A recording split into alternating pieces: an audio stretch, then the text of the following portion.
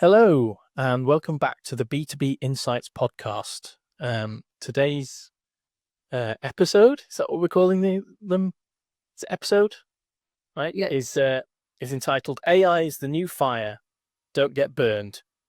And I mean, unless you've been living under a rock, I think you'll have noticed that AI has started to make itself felt in a big way in the market research world. And in the world in general, more broadly. And there is a temptation often when you see the outputs to just think of it as magic, and that is a trap. So what we're going to look at today is some of the things you need to bear in mind when you're considering using AI for some task, particularly related to market research, but we will also look at some of the broader implications and some of the pitfalls that you should look out for in order to avoid caught out. We'll start by looking at some of the broader problems with it, and then we'll focus in a bit more on something which is very relevant to market research, which is synthetic data.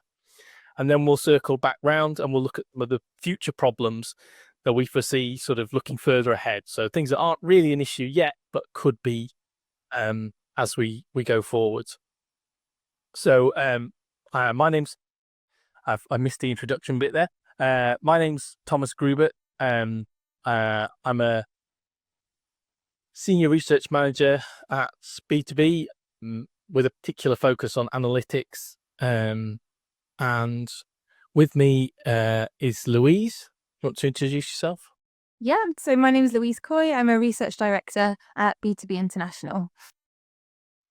Yeah, and so we decided on this topic, obviously, because it's a hot topic at the moment, and because one of the things I've been tasked with recently was sort of looking into the potential for usage of AI within the company, and to assess like what we can use it for, what we probably shouldn't use it for, and what we definitely should be cautious about using it for. So, so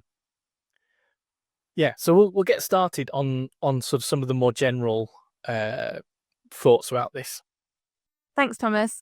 So I'm going to be talking you through some of the legal considerations you need to keep in mind when you're working with AI, or particularly something like ChatGPT. And the Deloitte AI Institute has released a really interesting report on this topic, which covers some of the considerations that you really should be keeping in mind if your business or you personally are working with one of these softwares. So the first one of these is intellectual property, or in other words, who owns the output from AI or ChatGPT. So as you probably know, ChatGPT is trained on a wide variety of data from all over the internet, all of which will likely have a different status when it comes to intellectual property. So when you're working with the output from ChatGPT, you might be, without realizing, using the intellectual property of somebody else without actually being able to attribute that data to them directly. So this can cause problems from a legal perspective because someone else has the rights to that data, and yet you may be using it, sharing it publicly, or working with it in a commercial sense without being able to attribute it correctly. The other interesting issue here is in terms of copyright. So here we're thinking about things like who is the author of an AI-generated work. So typically, whoever writes a book or creates a creative deliverable, they automatically become the author of that work and they hold the copyright for that piece of work. However, what's less clear is who actually owns the author of AI-generated work and therefore holds the right to that work. So if, for example, you have used AI to create some images, cartoons, for example, who owns those is not necessarily currently clear from a legal perspective. So this is something that needs some further attention to identify who is able to actually use that work, who needs to be accredited, and who owns that copyright.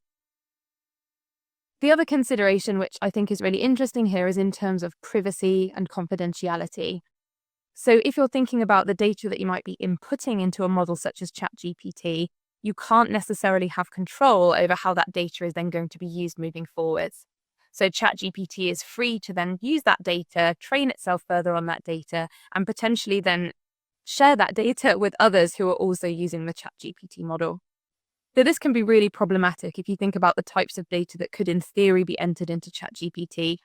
From a research perspective, if you have sensitive data from a qualitative interview, for example, and you want to enter that into ChatGPT to summarize the data or give you some bullet points as a summary, then ChatGPT can then basically do whatever it wants with that data. And that could include the names, personally identifiable information of the people who took part in the interview. So this, as you can see, can become pretty problematic. So this is worth thinking about when you're working with a research agency. So you need to ensure that you understand how your data can and cannot be used by that agency. So are you wanting to give that agency permission to use your data to train AI models that they might be working with? And if you're not happy with this, you need to be really careful when you're reviewing your statement of work or your contract to be clear on what you're giving that agency the permission to do. Yeah, and that's particularly an important thing to consider at the moment, because there are some research providers who providing the service of data collection. So they're sort of scripting the survey that you've written, and then they're collecting the data through online panels and such. That, at least from what they've been talking about in terms of services they're trying to develop, appear to have been including new clauses within data collection projects, legal documents that say that they're allowed to use the data that they collect to train their AI models. And so if you don't want that to happen, make sure you're checking that your contracts, because obviously if you're paying for insight to help you in the market, you don't want them potentially being used by competitors through the training of AI models. Another quite interesting case when looking at copyright as well, just as if you want to keep track of where the goalposts are on these sorts of things at the moment. So there's a famous case at the moment to do with AI generated comic books. So there was one called Daria of the Dawn, and there've been lots of cases where people have generated the images for the comic book using AI, and because of the way that copyright is defined and what's copyrightable is defined, the earlier attempts failed to meet the requirements, because effectively they were describing what they wanted the image to show, but then they had no real control over what the output was. And there've been repeated improvements in this process to try and get to the point where something AI generated can be copyrighted. So for example, they asked for 4 or 5 different outputs, and then they picked the one that they thought was best. And the idea is that you're trying to get to a point where the personal input that you've had on the outputs is large enough for it to be considered a copyrightable output. So a piece of art, as opposed to just an automatically generated output generated purely by a computer algorithm rather than a person. And that line really hasn't been fully established yet. So you just need to be a little careful about what you can protect under copyright when an AI has been involved in its creation. Great, thanks, Thomas. And the other concern I think we need to keep in mind here is a broader topic, so around the environment. So obviously the environment and sustainability is a really hot topic in all sorts of industries at the moment. But I think it's really important to consider the actual impact that running AI can have on the environment and the sustainability agenda. So, for example, the UN Environment Programme has released a really interesting article on this subject, and we'll also provide you the link for that one. And there really is an issue with the amount of energy resources that AI and the data servers associated with AI is using and also creating as a waste product. So if you think about AI and the data centers that are required to support the technology, there are really a large number of very energy intensive data centers required. And these data centers require a lot of resources, both in the construction and also in the maintenance of the data centers. So, for example, a lot of water is required just to cool the servers. So one of the interesting stats from that UN article is that actually AI-related infrastructure may soon consume 6 times more water than Denmark, which is a country of 6 million. So this is an incredibly energy-intensive practice. But also, if we think about some of the outputs of these data centers, so they do create a lot of electronic waste, and this can be extremely damaging for the environment as well.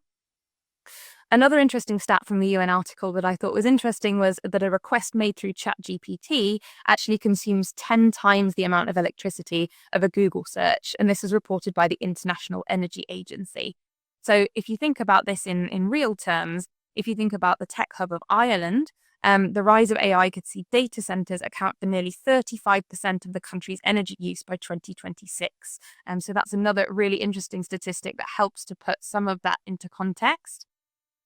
So there are, of course, other sides to that argument. So some also would argue, as you'll see in the article as well, that actually AI is a good thing for the environment and allows you to really monitor the sustainability agenda and what is and is not working to reduce emissions and really give you a more comprehensive picture of the status and our progress towards things like net zero. And that is a good argument, but I think it does need to be taken in the context of all of the other information I just mentioned. And we need to make sure that that cost-benefit equation is falling on the positive side in order for it to be worth continuing that investment and the environmental investment in something like AI. Yeah, and the next thing we're going to come to in terms of general challenges related to AI is probably the most practicable, like tactical thing that you need to do when you're making use of AI, and that is being really careful to try and separate fact and fiction. So when you're generating qualitative outputs, in particular, the challenge of assessing the validity and accuracy of responses is really difficult. So if you ask ChatGPT or some other generative AI to do some desk research for you effectively and to go out and find you some answers, you have to make sure that you check every single thing that it tells you in there. So don't just accept the answer it gives you. Go out and check the sources, track down every example it gives you and make sure that all of it's true. It'll still have saved you a lot of time searching for all of these things, and it'll have pointed you in the right direction. But not doing this can get you into trouble. So there's a very famous example of some New York lawyers who asked ChatGPT to find legal precedents which supported their client's personal injury claim. And ChatGPT, being extremely eager to please them, went out, looked around all over the internet, couldn't find anything that exactly matched what they were asking for. And so it generated something that was designed to look like what they expected to see and to meet their brief. So it made up a whole load of different cases which supported their assertions, complete with references to parties, case files, and so on. And it was all lies. It was all just made up. And they did not check, and they submitted it, and they suffered severe, punitive responses from the courts for what they'd done. So that could, if you're seeking to end your career in law, that's a good way to go about doing it. At least you'll become a little famous. But if you're not seeking to do that, then I suggest that you check things. Even though in that case, when you looked at it on face value, it wasn't very convincing. There are examples where it's much more convincing. So someone asked for a simple proof of a mathematical result, and they were presented with something that looked to the untrained eye to be a very convincing and concise proof. However, it didn't make mathematical sense. And when you looked up the references that were provided, the references were not relevant.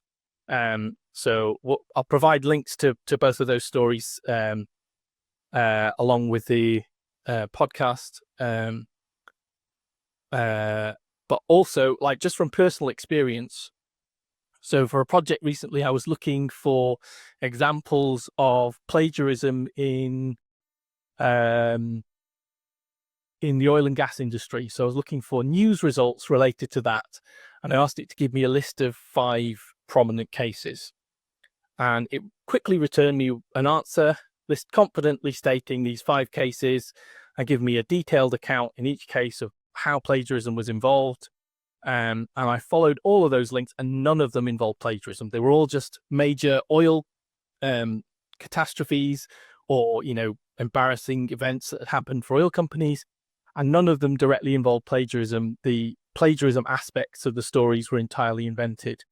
So even though it provided you with neat little references underneath its output, that doesn't necessarily mean that they're true. You need to follow those references, check they say what the AI claims they say, and just basically don't take anything for granted. One way I tell people I work with to think about this is the generative AI is a really eager intern. They really want to please you. They don't want to leave you with nothing. If you ask them for an impossible task, they will do their best to give you as close to the answer you wanted as possible, even if there's no way to give something true and factual. So they're really useful in terms of finding things quickly and doing all sorts of odd jobs, but be careful not to give them an impossible task because you can end up with nonsense.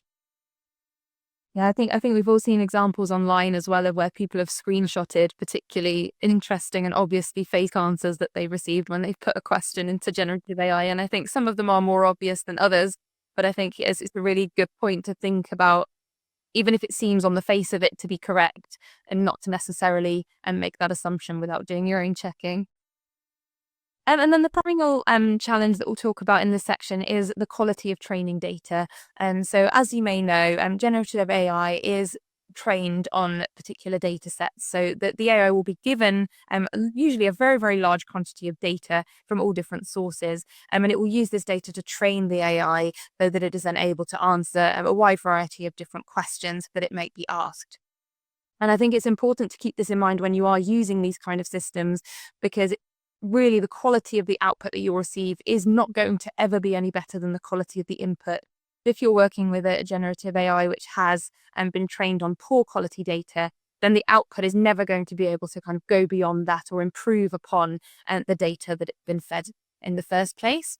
So always really important to think about how the model that you're working with has been trained on what kind of data. And that can also help, to Thomas's point above, help you to understand to what extent you might be able to trust the outputs in a variety of different scenarios. This is also important to consider when we think about things like bias. So any data that is fed into the model which is inherently showing bias, whether that be through something like perpetuating stereotypes or really just biased narratives about the state of the world, and those will also come through in the outputs as well. So if, particularly within a commercial setting, if organizations are using generative AI and to help them answer questions or demonstrate opinions, there is a risk that if that isn't looked at with a critical eye, that you can continue to perpetuate some of those outdated stereotypes. So again, really important to consider the data that your model might have been trained on and make sure that you are critically evaluating the output to make sure that you're not doing anything to perpetuate some of those outdated narratives.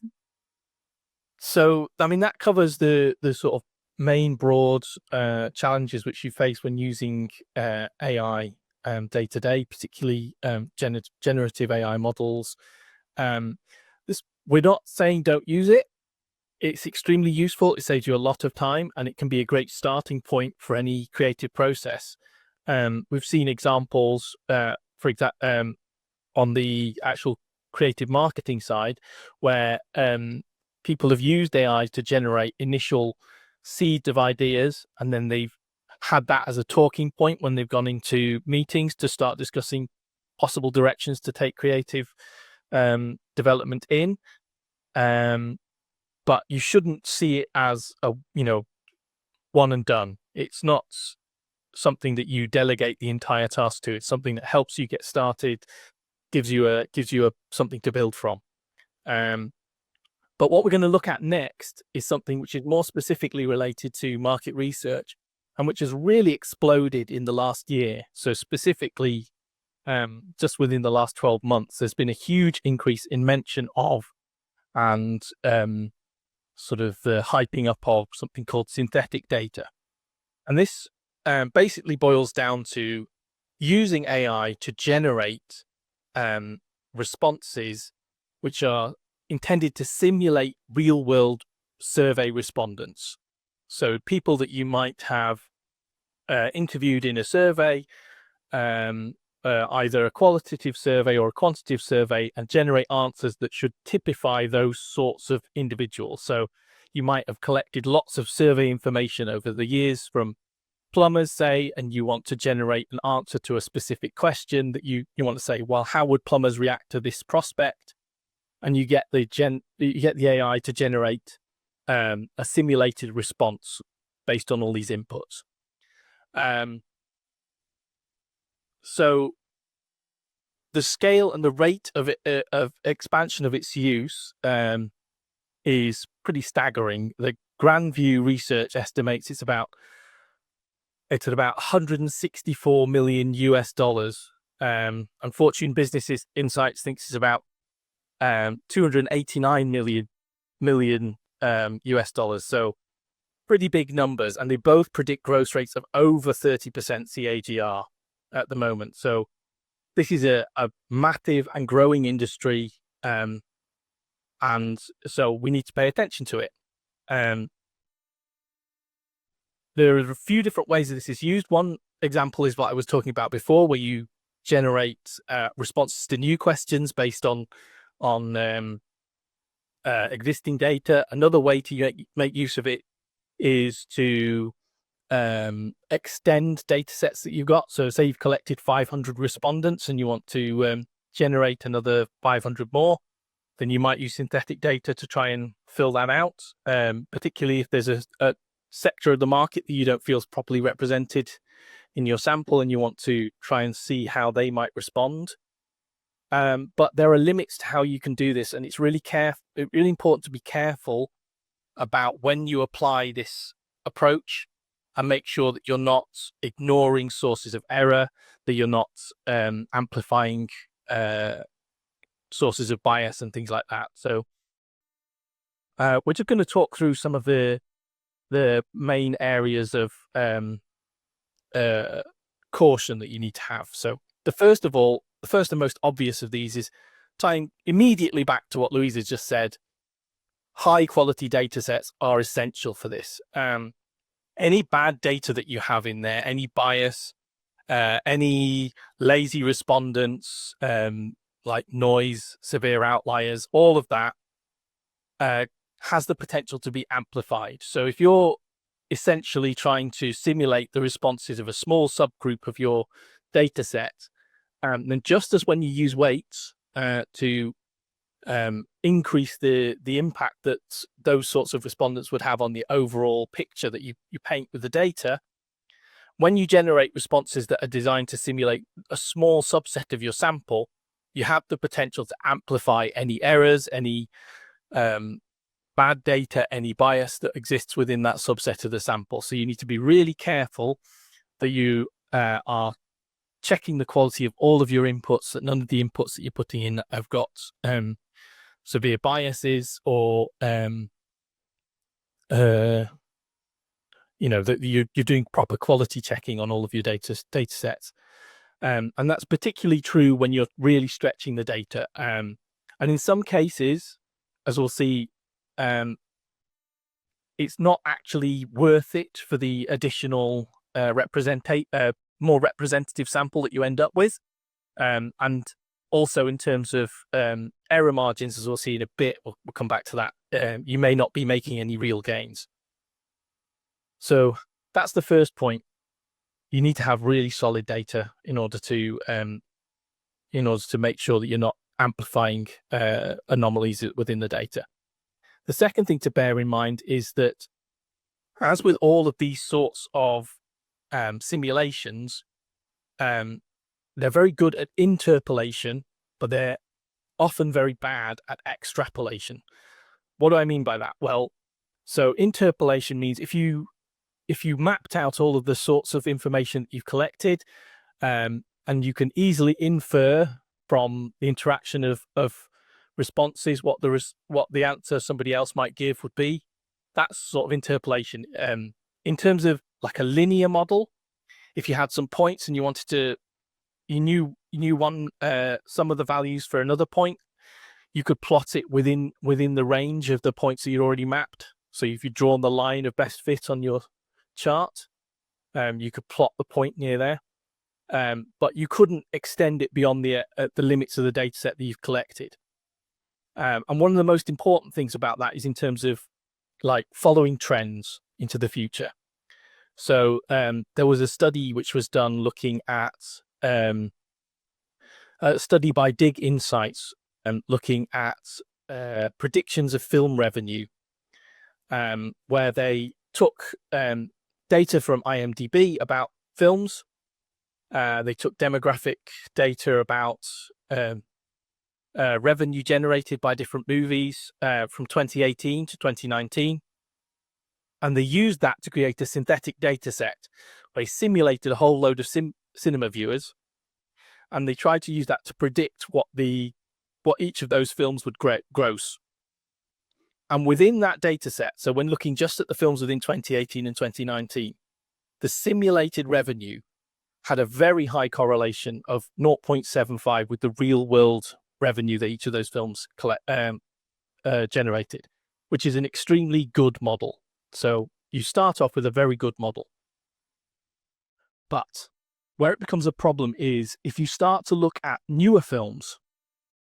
When you look at films from 2023, they had to skip a bit forwards because of some obvious things that went on in the meantime. But when you look at films from 2023 and you attempt to apply the model and simulate what their revenues would be, the correlation between the predicted revenue and the actual revenue drops to only 0.43, which is still pretty good. A lot of the times in market research, you'd be quite happy with that. But where you really see the problem is that the reason this figure was even that good was that it was propped up quite heavily by the presence of sequels to films in the original period. So, you might have had like, I don't know, one of the Pirates of the Caribbean's movies in there, and then another one comes out, and you've got a reasonably bankable audience for the next film.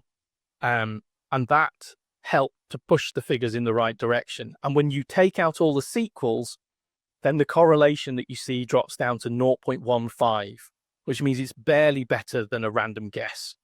So you need to be really mindful of how rapidly the accuracy of the models and the usefulness of the synthetic data drops off when you look beyond the data sets that you're relying on to inform it. It's also worth saying that when it comes to attempting to predict the future, because of the way that synthetic data works, there's a strong bias towards a continuation of the status quo. So it's very unlikely to pick up on trends that were only just starting to emerge, but are going to grow very rapidly in the future. It's more likely to predict that things are going to stay roughly the same. So you might find that if you're trying to fill in gaps in your data set with synthetic data, that they won't be sensitive to these emerging trends and changes in the status quo. And the final and I think most important thing to bear in mind when you're making use of synthetic data is that it's very easy to fall into the trap of thinking that I've got more interviews, therefore my results are more accurate. So what do I mean by that? Well, there's a very well-established set of formulas for working out confidence intervals for figures based on the type of question that you're asking, the average response that's recorded, and the number of interviews that you've collected. However, if you just blindly apply that formula to a data set which includes synthetic data, you will receive misleading confidence intervals, because unlike with an actual real world data set which you've collected, the data which is generated synthetically involves the sample error, so the stuff that results from just having taken a subsample of the data, but also modeling error. So whatever error is introduced by the model. And because the AI generated models tend to be black boxes where you don't really see all of the workings that go on inside, there's no standard way of calculating what the real confidence interval of those figures is. So in some specific cases, and we've looked into this ourselves with internal data sets. So we took our superpowers data set and we basically tested it versus tested how well augmenting the data with synthetically generated additional responses worked. And one of the things that we found was that in most use cases that we considered, the actual increase in accuracy of how it predicted patterns of response, and the sort of significant differences that were indicated versus different cross breaks, you didn't really gain anything useful over just stopping fieldwork early. So we simulated a situation where we could only get to 2/3 of fieldwork, and we would get an extra third of the fieldwork from synthetic data and use that to augment our data set. And we found that in most situations, we were just better off stopping early and just reporting based on the 2/3 data. There are some situations where you've got a very skewed data set where you might end up with something which I know that Paul Haig, the founder of B2BI, would have said it's better to be roughly right than exactly wrong. So in some cases where you're so unrepresentative in your initial sample that even just forcing it towards being more representative is a better option, even though you lose accuracy. And in some of those cases, I can see it might be worth doing. But in most cases, the loss of accuracy resulting from model error seems to be more than outweigh the gain in terms of additional interview numbers. So I would counsel against that unless you really know what you're doing, or you have somebody working for you who really knows what they're doing. Thanks, Thomas.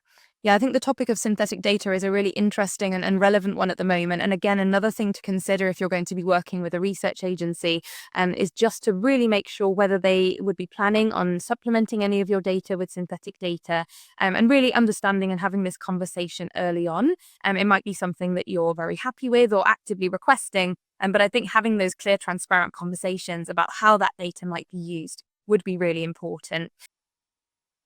So thinking about the future, what do we see as potentially other big issues for AI generated content in the future? Coming back to synthetic data briefly again, according to Gartner, we'll provide a link for this as well.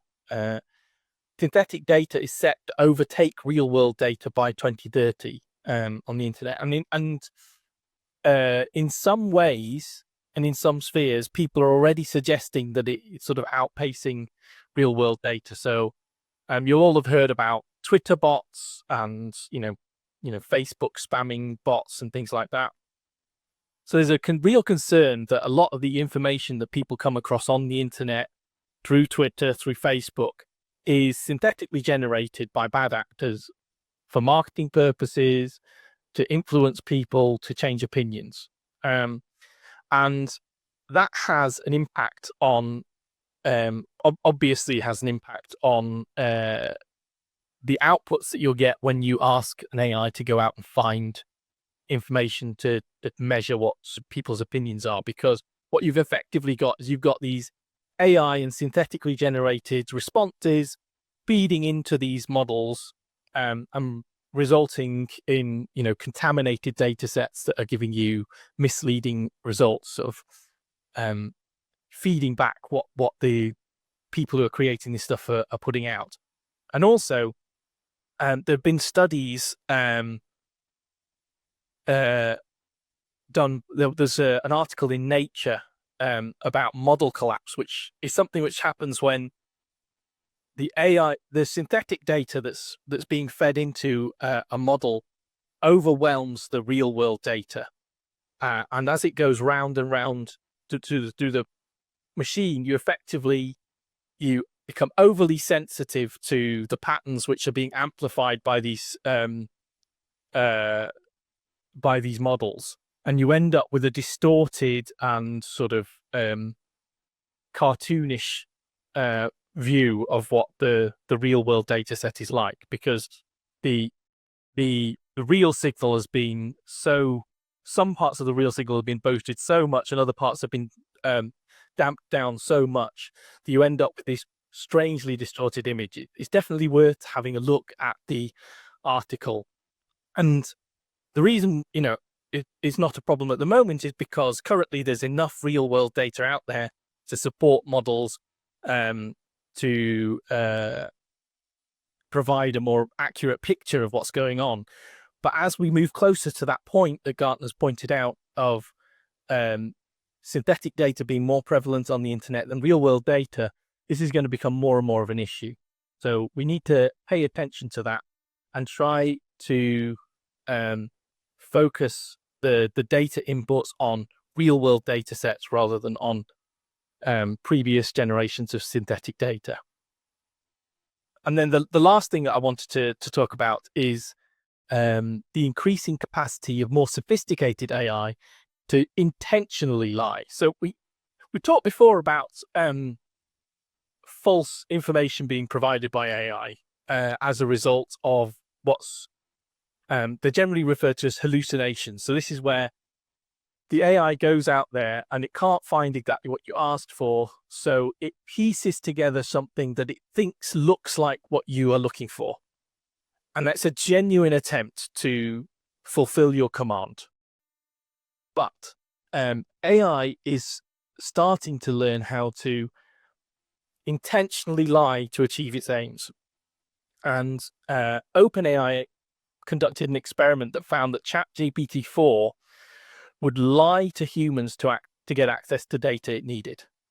So it'd been asked to complete a task, and the data it needed was behind a captcha, which it couldn't fill in itself. So it went to we'll include a link to an article on this as well.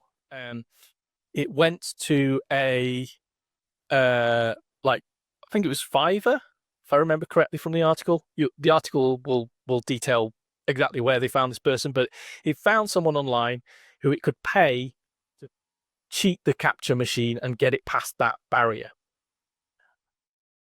That in itself isn't a problem necessarily. I mean, it's trickery, but it's not directly lying at that point. But then the person that it contracted asked it, "Why do you want me to do this? Are you some kind of robot or something?" And I'm paraphrasing a bit there, but the AI responded, "No, I just have a visual impairment, and so I need your help to get past the captcha." And that is obviously an example of intentional deception in order to get what it wants.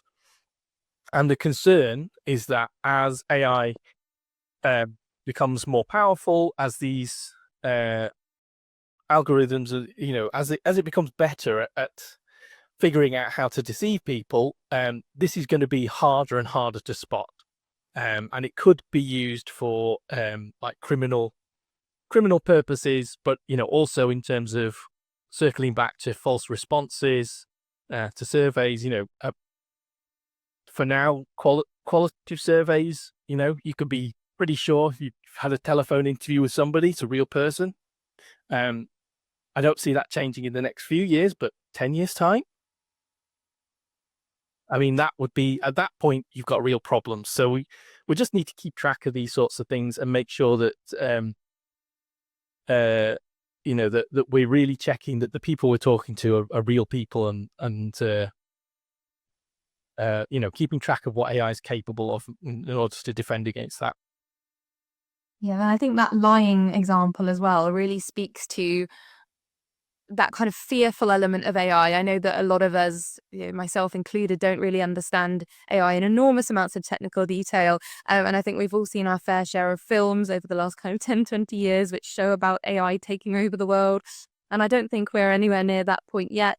But I think these examples of where it can be shown to be manipulative and to be almost dishonest are concerning for people, just in terms of the AI not necessarily always demonstrating nothing but a desire to help. I do think these examples are interesting because the AI is still trying to help in its own way, but it's just taking a a not particularly honest approach to doing so.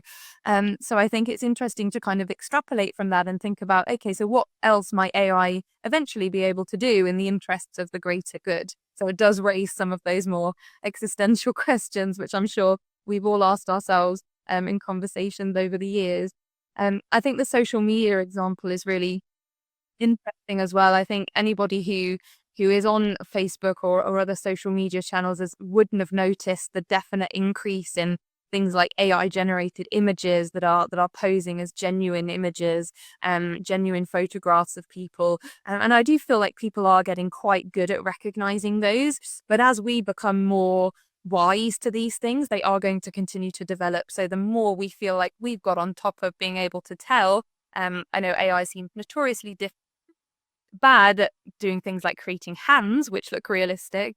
It will continue to get more sophisticated as well. So we have to also continue to get better and better at recognizing when something isn't as real as it is claiming to be.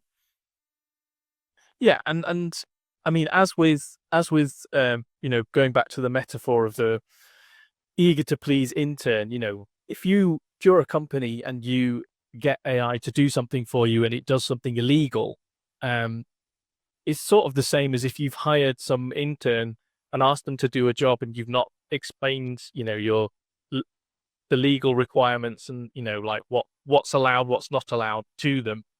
You're going to take on some of the legal responsibility for what that intern does. So you can expose yourself. You're using something like that in a way that's not meant to be used, in a way that violates, privacy or intellectual property, things like that. So as it becomes more sophisticated, the ways in which it can do this might become less obvious. And so again, you just need to make sure that you're getting the right consultation about how you use it and making sure that you're not exposing yourself to additional risk through that.